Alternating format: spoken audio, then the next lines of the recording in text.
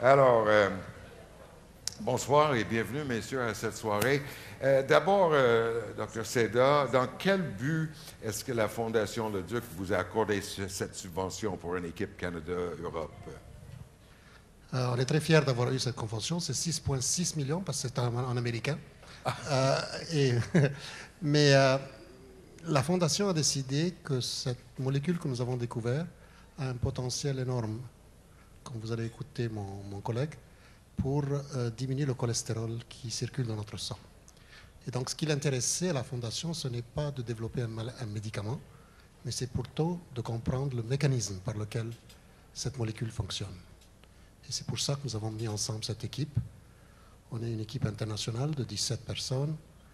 Et donc, on est très heureux d'avoir été acceptés. Alors, c'est encore un peu la recherche fondamentale, là, parce que vous cherchez à comprendre avant de développer, c'est ça? On ne veut pas que le patient qui va être traité par cette drogue ait des effets secondaires. Donc, on se prépare à l'avance, bien à l'avance. Et qui fait partie entre vous et l'IRCM de cette équipe? On est 5 personnes de l'IRCM, Alexis Bass, Robert Dufour, Annick Pratt et Benoît Coulombe et moi-même. On est une personne de McMaster University, une personne de Sherbrooke. Et on est une équipe française, suédoise, qui collabore avec nous, dont 3 personnes du Karolinska Institute. À Stockholm. À Stockholm, le directeur du Karolinska Institute est avec nous. Alors, c'est un vrai effort multinational et transatlantique. On est 17. Et vous, Dr. Dufour, vos recherches là, en quoi consiste votre participation à cette étude? Alors, moi, mon rôle, c'est de mener les essais cliniques chez les patients qui souffrent d'hypercholestérolémie familiale. Alors, l'hypercholestérolémie familiale, c'est une maladie génétique héréditaire qui touche 35 000 Québécois et qui est caractérisée par des très hauts niveaux de cholestérol sanguin et une maladie cardiovasculaire précoce. Alors, ces patients-là obtiennent rarement les cibles ou les objectifs thérapeutiques avec les traitements actuels, en particulier avec les statines. Et donc, notre objectif, c'est de réussir à les traiter mieux avec les outils qui sont développés à partir des découvertes de Nabil. Et là-dessus, vous êtes déjà pas mal avancé, je crois. Oui, on est pas mal avancé. On est rendu assez loin dans le développement clinique des outils pour contrer le PCSK9. Et actuellement, on a la démonstration que l'inhibition du PCSK9 réduit le cholestérol plasmatique de 70 %. Donc, c'est la plus grande baisse observée du cholestérol plasmatique jamais démontrée avec aucun médicament jusqu'à maintenant. Franchement, quand on a présenté ces résultats-là aux cardiologues la première fois, ils n'en croyaient pas leurs yeux. Jamais on pensait que la molécule découverte par Nabil aurait un si grand impact sur le métabolisme du cholestérol. Est-ce que ça veut dire que ce que vous mettez à l'essai maintenant va peut-être un jour remplacer les statines?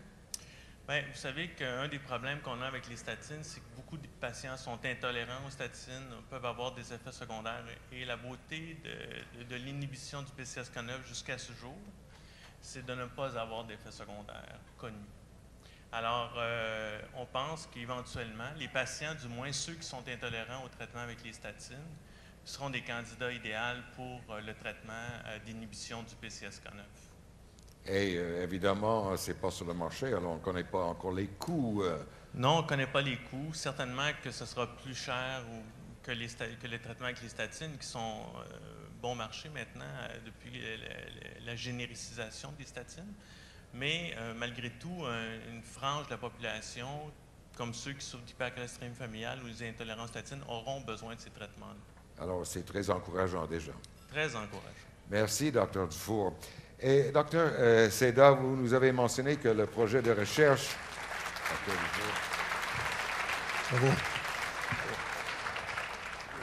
consiste à en savoir davantage sur les fonctions de la PCSK9. Vous avez appris, vous avez passé Oui, le test. Je l'ai appris depuis notre rencontre sur les maladies cardiovasculaires. Alors, quel est l'objectif principal de votre recherche? On réalise avec le temps que c'est mieux qu'on espérait. Apparemment, ça bloque aussi le choc septique. Je ne sais pas si vous savez ça, mais c'est un des problèmes qu'on retrouve aux hôpitaux. Donc, il semblerait qu'il va y avoir d'autres applications, et c'est ce qu'on essaye de mettre sur place. c'est beaucoup plus loin qu'on s'attendait. En étudiant quel rôle Quels sont joue- les rôles physiologiques, quels sont les rôles pathologiques, et finalement, est-ce que ce nouveau traitement va vraiment être bénéfique pour le patient sans avoir des effets secondaires, comme vous avez entendu par mon collègue Robert Dufour. Bien, félicitations encore Merci. pour votre découverte et les découvertes qui continuent. Merci, Ça Dr. continue. Seda. Merci, Dr. Merci, M. Dufour. Trudeau. Au revoir, bonne soirée. Merci beaucoup. Voilà un autre.